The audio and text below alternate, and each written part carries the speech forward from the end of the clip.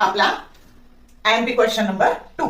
काय प्रश्न आहे? What are the properties of stationery wave. हा कुठे कुठे येऊ शकतो? बी सेक्शन मध्ये येऊ शकतो 2 मार्काला, सी सेक्शन मध्ये येऊ शकतो 3 मार्काला, डी सेक्शन मध्ये पण येऊ शकतो 2 मार्काला. समजलं का? तर स्टेशनरी वेव्ह कधी बनायचं, केव्हा कधी तयार होतात? तर पहिला ते डेफिनेशन म्हणून पण वापरता येईल की जेव्हा असे तुमचे 2 रिजिड सपोर्ट आहे आणि त्याच्यामध्ये 2 आयडेंटिकल प्रोग्रेसिव्ह वेव्ह. तर आता बघा, ही पहिली वेव्ह आणि ही दुसरी wave along the same path but exactly in opposite direction interfere with each other, then the resultant wave is formed in the form of loop and that wave is called as stationary wave. समजलं का? परत एकदा सांगते की 2 identical progressive wave, मग ही कशी असू शकते? ट्रान्सव्हर्स पण असू शकते किंवा लॉंजिट्युडनल पण असू शकते. मग 2 identical progressive wave along the same path but exactly in opposite direction interfere with each other, the resultant wave is formed in the form of loop and that wave is called as stationary wave. पहिली properties. तर अर्ध्या मार्काला या हिशोबाने लिहायच्या, 2 मार्काला आले तर 4 लिहायच्या, 3 मार्काला आले तर 6 लिहायच्या.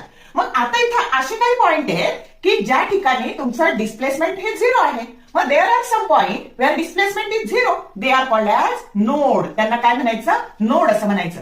आणि तिथे काही पॉइंट असे आहेत की जिथे डिस्प्लेसमेंट काय आहे? मॅक्सिमम आहे, त्याला काय म्हणायचं? Anti node. समजलं का? There are some point where displacement is maximum, they are called as node. And where displacement is 0, they are called as node, and where displacement is maximum, they are called as anti-node. आता बघा, इथं 2 node मधलं अंतर, तर आता हे एवढं अंतर जर लॅम्बडा असतं, हे एवढं, तर त्याचं निम्म हे काय झालं मग? Lambda by 2. The distance between 2 consecutive node or the distance between 2 consecutive antinode, that is lambda by 2.